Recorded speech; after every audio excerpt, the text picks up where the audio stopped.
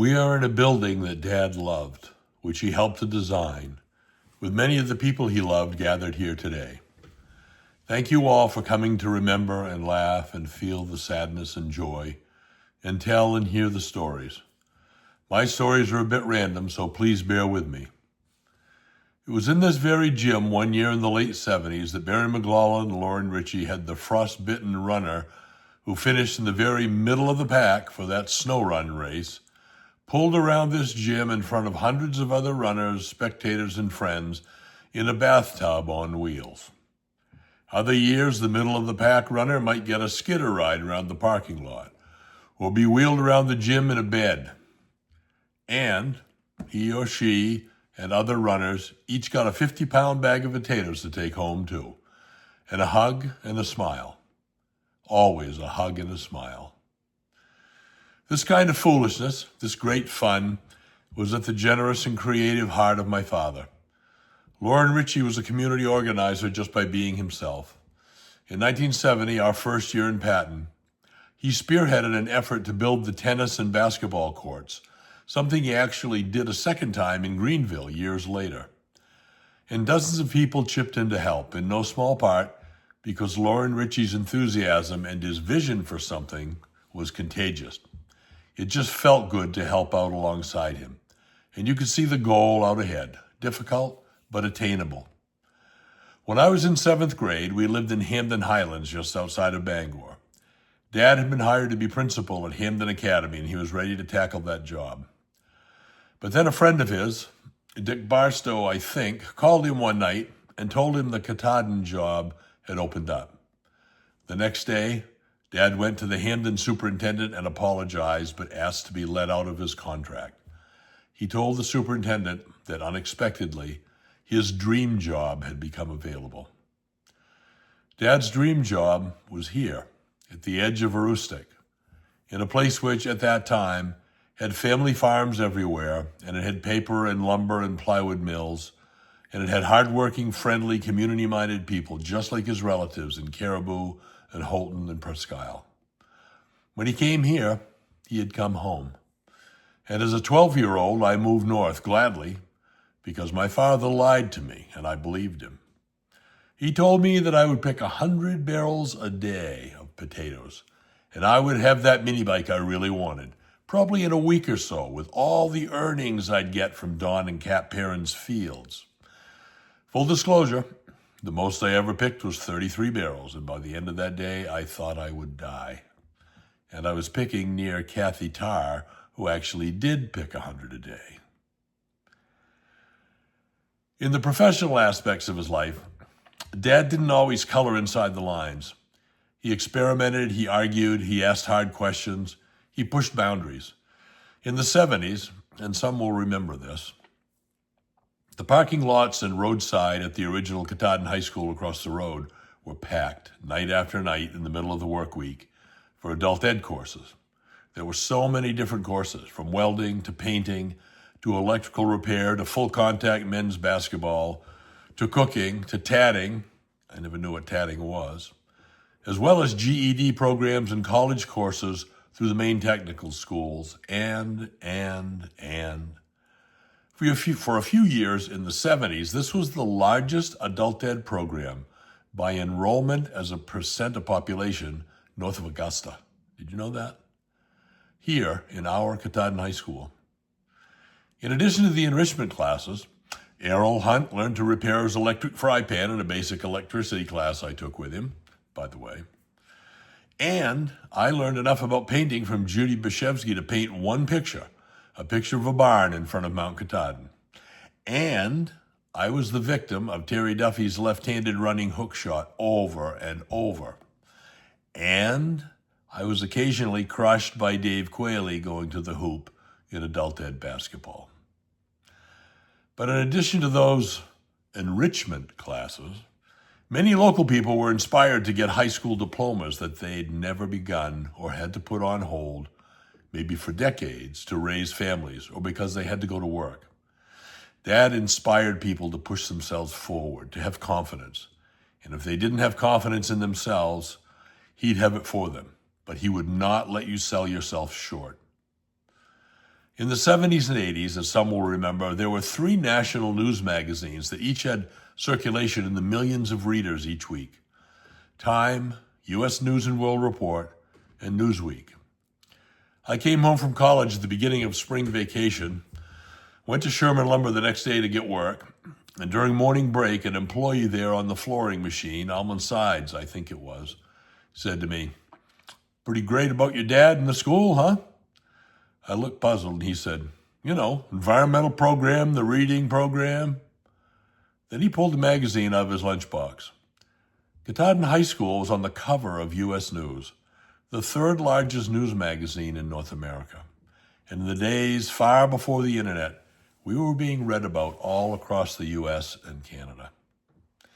When I congratulated Dad about it that night, he was so proud of it all, but he said he wasn't responsible. Yes, he'd pushed to get the environmental and the reading and other programs started, but other people made it happen. He said he'd never been more proud than he was with the way the communities came together to turn an idea into a reality, especially to benefit kids. Many of you all did that, made that happen. You who were students, community members, faculty, business people, you believed in Dad's vision of high quality, practical, important learning for every kid. You believed in him, and you'd take risks with him, work hard with him, create an ever better school with him. I don't want to shatter any illusions about Dad, but he wasn't perfect. He bought way too many leisure suits at Kmart and Woolco, and for some reason I could never understand, he was proud of those leisure suits. Mom just rolled her eyes and told him one evening after he'd been on a shopping spree in Millinocket, probably after a much too relaxing visit to the Hamlet, "Rich, those are coming out of your allowance. I'm not buying them with family money." And my brothers and I just shook our heads at his high-water bell-bottoms and those double-knit shirts. But Dad always felt he was at the forefront of fashion. And then there was the day he was with Dick or Kimmy London or Chet Chase or Barry in Bangor because whoever it was wanted to buy a new car. Dad went along to help, but that person didn't buy a new car. Instead, they convinced my father that a Pontiac Ventura looked so much like a Mercedes that Dad bought it that very day. No discussion with Mom, no thought to finances. He came home from school that day in '75, we came home, to find the beautiful little Ford Mustang gone and a pale blue saltine box of a sedan with no 8-track player in its place. As he must have said many times during his trips to his beloved Quebec City, "C'est la vie." Dad was from Caribou, but he moved to Greenville as a senior in high school when his dad took a job there at a local bank. One of the ways he made his mark in Greenville was when a local man gave him and some buddies an old car, which they then got running. They installed a wood stove in place of the back seat, cut a hole in the sheet metal in the roof for the stovepipe, and then had various adventures. One day they towed a wooden rowboat down Main Street in Greenville with that car, wood smoke pouring out of the top of it, while Dad, wearing ski goggles, a scarf, and a union suit, long underwear with a convenient hatch in the back for a desperate run to the outhouse, cast with his fly rod toward the storefronts, smoking a pipe and waving to all. Home movie video exists of some of this, actually. Loren Ritchie, making life foolish and joyous and fun. Dad loved his people, his roots in Aroostook, his military service time, his colleagues, his students, his friends. He loved his people, and we were all his people. Dad had an abiding kindness in him. He was restless. He sometimes got in trouble, disturbed the powers that be. He could have a bad temper. He took risks in life and in his career, but he was never mean-spirited or hateful or conniving. You could trust him. That kindness and personal honesty made people want to know him. He was an only child, and maybe that, too, caused him to yearn for connection with others.